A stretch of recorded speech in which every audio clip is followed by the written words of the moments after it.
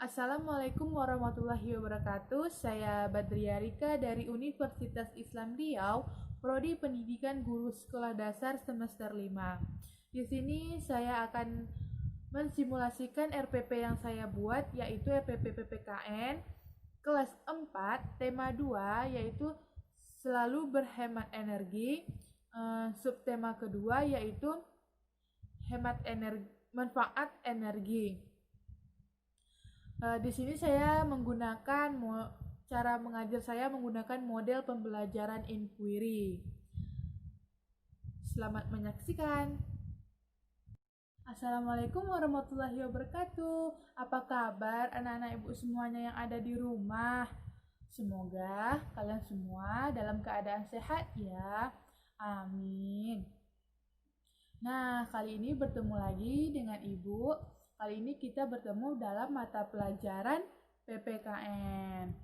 Sekarang kita sudah masuk ke tema kedua, yaitu selalu berhemat energi. Subtema kedua yaitu manfaat energi. Nah, kita doakan semoga corona ini cepat berakhir atau selesai.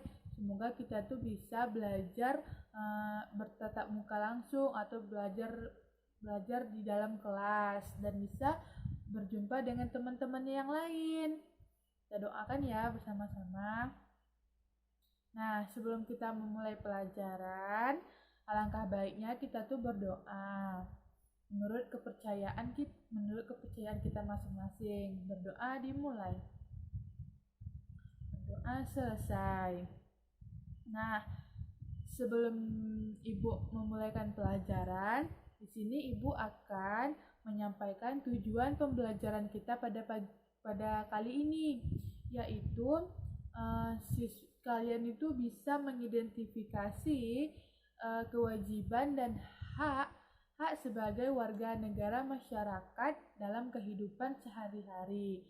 Terus setelah kalian bisa mengidentifikasi, kalian tuh bisa menunjukkan contoh dari hak dan kewajiban sebagai warga negara masyarakat dalam kehidupan sehari-hari. Nah, ibu akan menampilkan gambar tentang, ada beberapa gambar tentang mengenai kewajiban dan hak. Kalian bisa lihat. Nah, di halaman 13 di buku kalian kan ada tuh tentang kewajiban dan hak. Sini mari kita sama-sama kita baca ya. Setiap orang berhak untuk mendapatkan air bersih. Untuk itu, setiap anggota masyarakat juga harus melaksanakan kewajibannya dengan baik. Nah, di situ mereka ada dua gambar, yaitu gambar A dan gambar B. Yang gambar A itu keterangannya yaitu membersihkan sungai, dan gambar B yaitu menutup keran air jika bak airnya sudah penuh. Nah, berarti dari kedua gambar tersebut kita bisa melihat apa sih kewajiban mereka dan apa haknya. Nah, dari kedua gambar tersebut, hak mereka yaitu mereka berhak untuk mendapatkan air bersih. Dan kewajiban mereka tersebut, misalnya di gambar A, kewajiban mereka itu adalah mereka wajib untuk membersihkan sungai jika sungai itu penuh dengan sampah. Misalkan sungai itu penuh dengan sampah, maka mereka tidak mendapatkan air yang bersih. Misalkan kalau yang di gambar B, kewajibannya yaitu jika air bak setelah penuh, mereka wajib untuk menutup krannya supaya mereka bisa mendapatkan air bersih. Nah, sekarang kalian itu bisa untuk mengerjakan latihan yang di bawahnya itu kan ada tuh diagram apa itu arti hak dan apa contoh dari hak dan bukan contoh dari hak.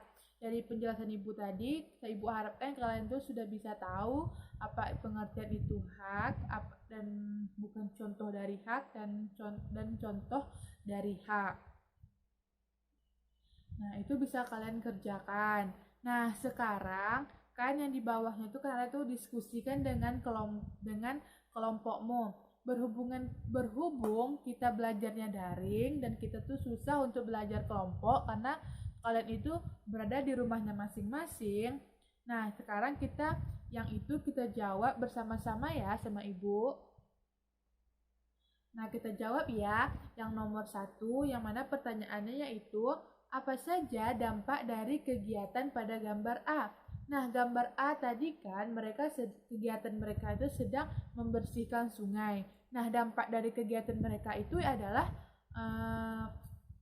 sungai akan bersih, dan terus dengan sungai yang bersih mereka bisa mendapatkan air yang bersih.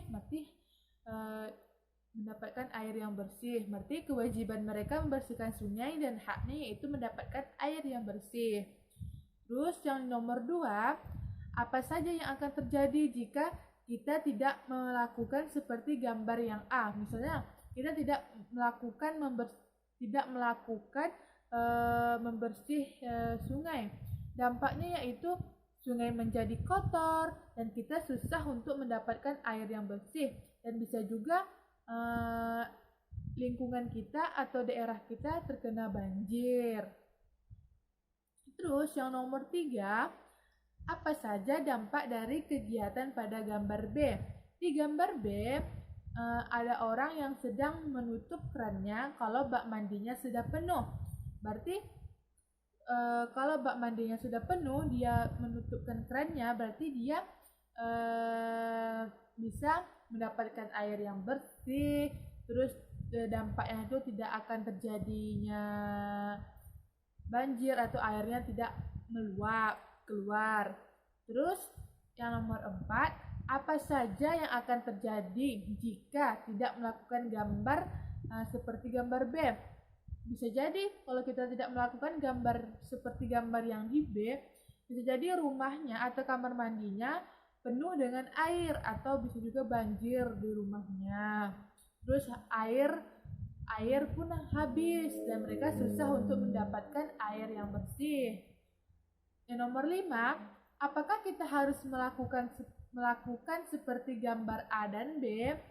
Iya, kita harus melakukan seperti gambar A dan B.